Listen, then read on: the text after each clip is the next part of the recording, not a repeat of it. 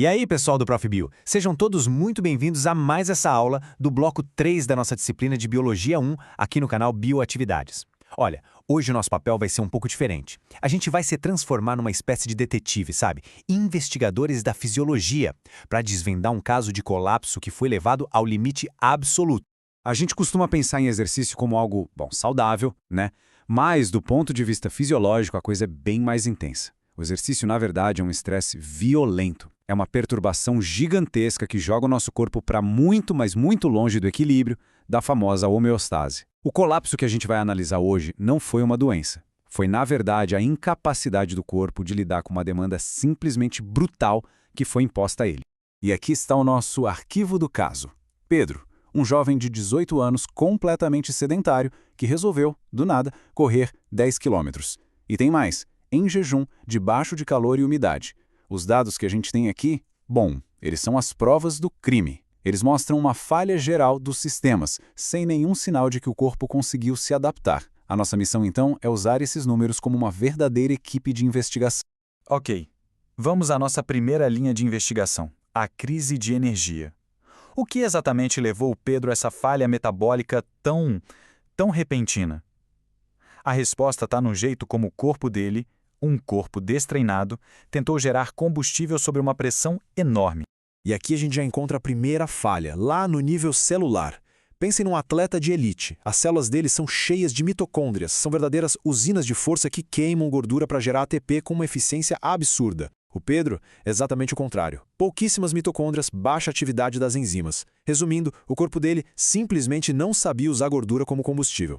E como ele já estava em jejum, o glicogênio estava baixo. Ou seja, ele dependia de um tanque de gasolina que já estava quase na reserva.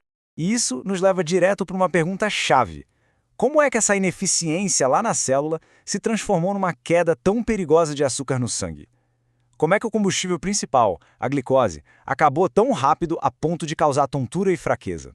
E a resposta está aqui, nesse gráfico. É o famoso crossover point, ou ponto de cruzamento. Atletas de ponta só atingem esse ponto, onde o corpo passa a depender mais de carboidrato do que de gordura, numa intensidade altíssima. Isso poupa a glicose. Já o Pedro, ele cruzou essa linha logo na largada. Ele entrou na zona vermelha, dependendo totalmente do pouco carboidrato que tinha e esgotou as reservas de um jeito catastrófico. Certo. Vamos agora para a segunda frente da nossa investigação. Porque enquanto o corpo do Pedro ficava sem energia, uma outra crise muito séria estava acontecendo. O sangue dele estava ficando ácido e rápido. E aqui está a evidência irrefutável, um pH sanguíneo de 7,28. Só para lembrar, o normal fica ali entre 7,35 e 7,45. Essa queda pode parecer pequena no papel, mas em termos fisiológicos, isso é um alarme de incêndio tocando no volume máximo. O sistema está em grave desequilíbrio. O nome técnico para isso que aconteceu com o Pedro é acidose metabólica. O corpo dele estava produzindo muito mais ácido do que era capaz de neutralizar. E isso, claro, começa a bagunçar todas as funções vitais do organismo. Mas de onde veio tanto ácido? Basicamente de dois lugares. Primeiro, da glicólise anaeróbia. Como ele não conseguiu usar o oxigênio de forma eficiente, o corpo apelou para essa via, que produz lactato e, junto com ele, íons H+. E segundo, da própria quebra de ATP para gerar energia, que também libera H+, como subproduto. E aqui tem um ponto fundamental. Aquela respiração ofegante super pesada, que a gente vê em quem está muito cansado, no caso do Pedro, ela tinha um objetivo químico desesperado. Não era só para buscar mais oxigênio, não. Era uma luta para tentar salvar o pH do sangue. O nome desse mecanismo é compensação respiratória. Ao respirar mais rápido e mais fundo, a tal da hiperpneia, o corpo do Pedro estava tentando jogar para fora o máximo de dióxido de carbono que conseguia. Por quê? Porque menos CO2 no sangue significa menos ácido carbônico. E isso era uma tentativa de empurrar o pH de volta para a normalidade.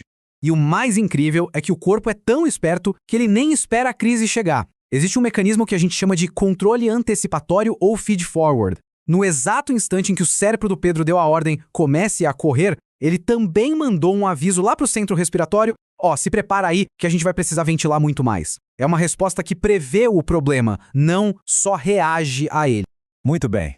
Agora a gente chega no clímax da nossa análise, o ponto em que a crise de energia e a crise de pH se encontram com um terceiro problema gigantesco, criando um conflito fisiológico que é literalmente mortal. E aqui está a terceira peça desse quebra-cabeça trágico. A temperatura corporal dele bateu 39 graus Celsius. Hipertermia. O corpo estava superaquecendo de um jeito perigoso e isso criou um dilema simplesmente impossível de resolver para o sistema circulatório dele. O corpo do Pedro se viu num beco sem saída. De um lado, para manter a pressão arterial e mandar sangue para os músculos, o sistema simpático gritava: "Fecha tudo! Vasoconstrição!" Do outro lado, para não morrer de calor, o hipotálamo, que é o nosso termostato, ordenava: "Abre tudo! Vasodilatação!" para tentar liberar calor pela pele. E a verdade é que o corpo não consegue fazer as duas coisas ao mesmo tempo. É um verdadeiro cabo de guerra fisiológico. E qual foi o resultado? O corpo teve que escolher, e ele priorizou manter a pressão arterial, que é uma questão de sobrevivência imediata. Então ele fechou os vasos da pele para garantir sangue nos músculos. Só que ao fazer isso, ele prendeu todo o calor lá dentro, empurrando a temperatura para cima e se arriscando a ter um colapso circulatório de qualquer jeito. Bom, vamos agora para a resolução do caso. O Pedro para de correr, é socorrido, levado para a tenda médica. A crise imediata passou, mas a história não acabou aí. Agora, o corpo precisa pagar a dívida fisiológica gigantesca que ele acumulou. E aqui tem uma observação muito importante. Mesmo depois de parar, o Pedro continuava respirando pesado, ofegante. Mas por quê? Se ele não estava mais correndo, por que a respiração não voltou ao normal na hora? A resposta está nesse gráfico e num conceito chamado EPOC, que é a sigla em inglês para consumo excessivo de oxigênio pós-exercício. Basicamente, o corpo acumulou um déficit de oxigênio durante a corrida porque usou vias que não precisam de oxigênio. Agora, mesmo parado, ele precisa de muito oxigênio extra para arrumar a casa. E o que significa pagar essa dívida? Significa usar esse oxigênio a mais para basicamente 3 coisas. Primeiro, refazer os estoques de energia de emergência, como o ATP e a fosfocreatina. Segundo, pegar todo aquele lactato que acumulou e transformar de volta em glicose lá no fígado. E terceiro, uma tarefa que gasta muita energia: resfriar o corpo, baixar a temperatura de 39 graus de volta para o normal. Então, este fluxograma aqui é um mapa completo do desastre. A gente consegue ver direitinho como os 3 problemas iniciais, estar em jejum, ser destreinado e o calor, levaram a uma cascata de falhas.